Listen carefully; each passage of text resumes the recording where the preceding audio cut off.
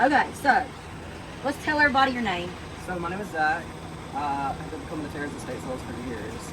And last year she had an estate sale that I'm scrolling through and I was like, wow, this house looks familiar. And it was my grandmother's lifelong best friend, her estate sale. I watch for Tara's post to go through and see, okay, I've got to go because I need that dish or that piece of furniture. Well, he was leaving today and he was like, hey, I just want to stop you and tell you thank you. That estate sale was my grandmother's best friend for years, who she had lost contact with. And she actually let my grandmother borrow her wedding dress when she got married. And somebody knew that and bought the wedding dress and brought it to my grandmother in the hospital. And that led to her reconnecting with her lifelong best friend before she passed this year. So the lady that bought the dress, she knew she was buying it. She was my mom's childhood best friend. And she said, don't tell him I'm buying this. Yeah.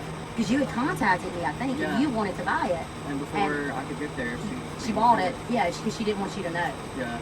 So it meant a lot. So she brought it to her in the hospital? She did. She got to see it in the hospital. And did she remember it? She did, and she was like, oh, I don't want to see that right now. And then later she was like, you better not get rid of that dress after me. So I still have it. I'm going to put it in there. I need to get a big frame for it. But it shows that estate sales are not just about helping people sell their stuff. Like people together. It does. I mean, that's the coolest part of my life is the people. It's not the stuff. The people think they're selling stuff. They're not. You're selling lights. You're selling memories. You're selling like everything we touch. I do with a wedding dress. So I got this bright idea. I hung it from the ceiling, in the corner of the room. And so anytime I did videos, people thought it was a ghost in there.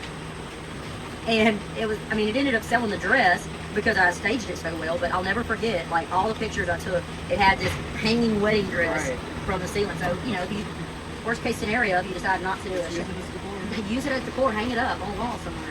Well, thank you, Miss Tara. You're very welcome. I'm glad to share all this with everybody. How long ago you think she borrowed it? 1957.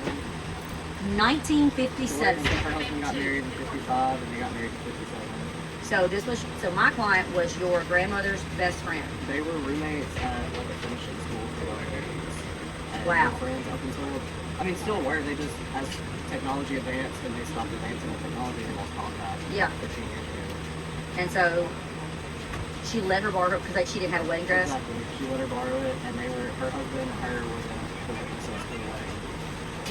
How crazy that was kept. Yeah. You know? All the things, because I don't think I would keep something like that. No, I mean, I come across a lot of wedding dresses, but people don't use, I mean, it's not something that's like a hot thing that sells. So the moment I saw it in this picture, I was prepared to go, and Renee, the woman that bought it, she was like, oh, Jerry's not going to, my grandmother was Jerry's not going to want that, don't bother with that, and convinced me not to go get it so that she could. That is so cool. Well, I'm so glad you have it now. Yeah, absolutely. It was a pretty dress. It was. And you know, I'm a short little man, I'm 5'3", 120 pounds. Just for craps and giggles, I try to put it on. It's way too small for me. People in that day and age, they were tiny. Yeah. Like, I don't know what happened to us. I guess McDonald's came and like we all got fat. I guess so. But people back then, everybody was teeny tiny. Yeah, so it'll go in a shadow box and it'll be part of my family for generations to come. 1957 yep, 57. is when your grandmother wore it. Yep. Wow. So, anyways, hope you enjoyed the story. Thanks, y'all.